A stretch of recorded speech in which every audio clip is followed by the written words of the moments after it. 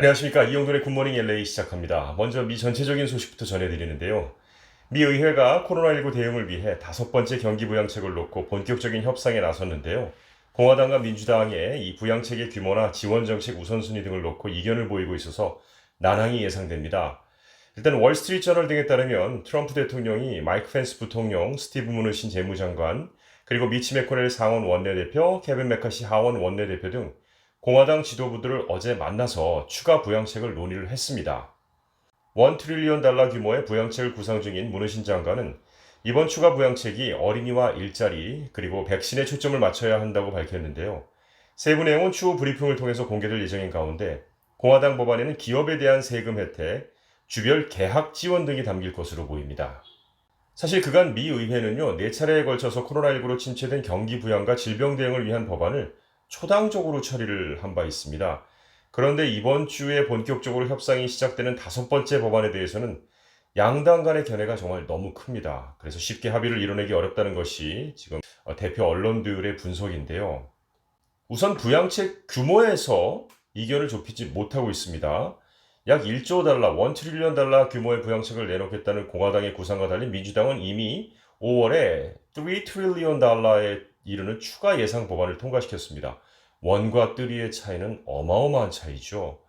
민주당의 법안에는 오는 25일경으로 종료되는 600달러의 개인 추가 실업수당 연장과 주와 지방정부 지원책이 담겨 있는데 공화당은 우선 실업수당에 안주하는 사람들이 늘어날 우려가 있다는 것이 공화당의 주장이고요. 또 주와 지방정부에 대한 추가 지원책에도 굉장히 부정적인 입장입니다. 특히 페이롤 텍스, 이 급여세 감면을 놓고 행정부와 의회 간의 견해도 엇갈리는데요. 트럼프 대통령은 어제 분명히 얘기했습니다. 급여세 감면은 매우 중요한 것이라고 강조했고 메카시 원내대표도 공화당 안에 급여세 감면이 포함될 것이라고 말했고요. 반면 민주당과 다수의 공화당 의원 등 반대론자들은 급여세 감면이 실업 상태인 미국인에게 실질적 도움이 되지 않는다고 보고 있습니다. 오늘 굿모닝 LA 이후에도 계속 나올 테니까요. 자, 잠시 이제 기다려보는 것으로 하겠고요. 어제 게빈 뉴섬 캘리포니아 주지사가 미용실과 이발관, 네일샵, 마사지 업소 등에 대해서 실외에서 고객 서비스를 제기할 수 있다고 밝혔습니다. 가이드라인에 따르면 실외라도 충분히 바람이 통할 수 있도록 2개면 이상을 막아서는 안 되고요.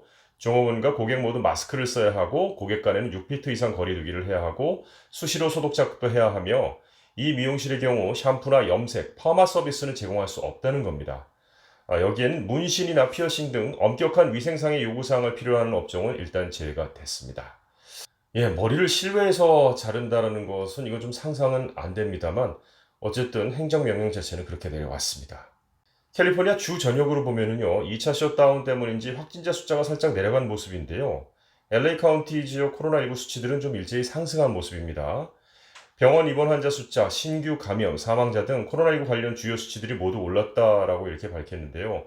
이렇기 때문에 LA 카운티 지역 의료 시스템 붕괴 가능성까지 우려되고 있습니다. 이에 따라서 LA의 Stay at Home 명령이 다시 내려질 것이라는 추측도 계속 나오고 있는 상황인데요. LA 카운티는 신규 감염자들 경우에 어제 하루 3,160명을 기록해서 누적 감염자 숫자가 15만 9,260명까지 늘었습니다. 또한 누적 사망자 숫자가 4,100명을 넘어선 상태입니다. 단 오렌지 카운티는 주춤하고 있는 양상입니다. 어제 하루 동안의 신규 감염자가 560명이 나왔는데요. 사망자도 딱 한 명만 더 나와서 전날 0명에 이어서 역시 이틀 연속으로 최저 수치를 보였습니다. 이로써 오렌지 카운티 누적 감염자 숫자는 29,986명이고 누적 사망자 숫자는 493명으로 각각 나타났습니다. 병원 입원 환자 수도 하루 동안 딱 한 명 증가한 데 그쳤고요. 중환자실 입원 환자는 한 명이 줄었습니다. 오렌지 카운티는 잘 선방하고 있는 그런 모습입니다. 안타까운 소식 하나입니다. 오늘 새벽 1시가 조금 넘는 시간에 버뱅크 지역에서 총격 사건이 발생해서 남성 2명이 숨지고 여성 1명이 부상당했습니다. 이 남성 2명과 여성은 이 집에 살고 있었던 사람으로 보여지는데요. 여성은 병원으로 옮겨져 치료를 받고 있지만 중태고요. 주택 안에서는 어린이 3명이 발견되기도 했고 현재는 경찰 보호 아래에 있습니다. 경찰은 도메스틱 바이올런스를 보고 있고요. 범행 동기와 사건 정황에 대해서 조사를 벌이고 있는데요. 버뱅크는 LA에서 보면 살짝 북서쪽에 위치하고 있는 조용하고 좀 부유한 레지던스 에리아입니다. 요즘 팬데믹 이후에 총기 구매가 많았고 사람들이 스트레스를 많이 받고 있기 때문에 이런 총기 사건, 사고가 주변에서 많이 발생하고 있는 것 같습니다. 여러분도 총기를 갖고 계시다면 각별히 주의하시기 바라겠습니다. LA 길거리 한가운데 냉장고가 등장을 했습니다. 미드시티 지역 길거리에서 24시간 돌아가는 냉장고는 바로 커뮤니티 리프리지에이터라는 이름을 갖고 있습니다. 비영리 단체인 LA 커뮤니티 프리지에서 공헌한 이 냉장고는 누구나 자유롭게 음식을 기부하고 또 가져갈 수 있도록 만든 일종의 나눔 박스인데요. 현재 LA 전역 7곳에 설치돼서 각 지역의 굶주린 이들을 돌보고 있다고 합니다. 미드시티 지역 냉장고에는 주민들이 놓고 간 물, 샌드위치, 통조림 등 음식이 가득한데요. 또한 입을 수 있는 옷가지와 신발 등도 냉장고 주변에 놓여 있습니다. 이곳 가운데에서 한 군데를 알려드린 피코하고 레돈도 블루바드가 만나는 곳에 있습니다. 레돈도 블루바드는 라브레아와 하우저 사이 정도로 보시면 되겠는데요. 피코 블루바드와 레돈도에 있는데 거기에 리틀 암스텔담이라는 카페 앞에 놓여 있다고 하니까 혹시 궁금하시면 한번 들려보시기 바라겠습니다. 다음 소식입니다. 제프 베이조스 아마존 최고 경영자의 재산이 어제 주가 급등으로 하루 만에 130 밀리언이 130억 달러가 증가했다고 블룸버그 통신이 말했습니다. 아마존 주가가 2018년 10월 이후 가장 큰 폭인 7.9%나 오르면서 베이조스의 보유 주식 평가액이 130억 달러나 늘어난 것이죠. 130억 달러는 블룸버그 억만장자 지수가 만들어진 2012년 이후 개인 자산이 하루 증가액으로는 최고 기록입니다. 아마존 주가는 신종 코로나 바이러스 감염증 대유행 속에서 온라인 쇼핑이 증가하면서 올해 들어서만 또 73%나 올랐습니다.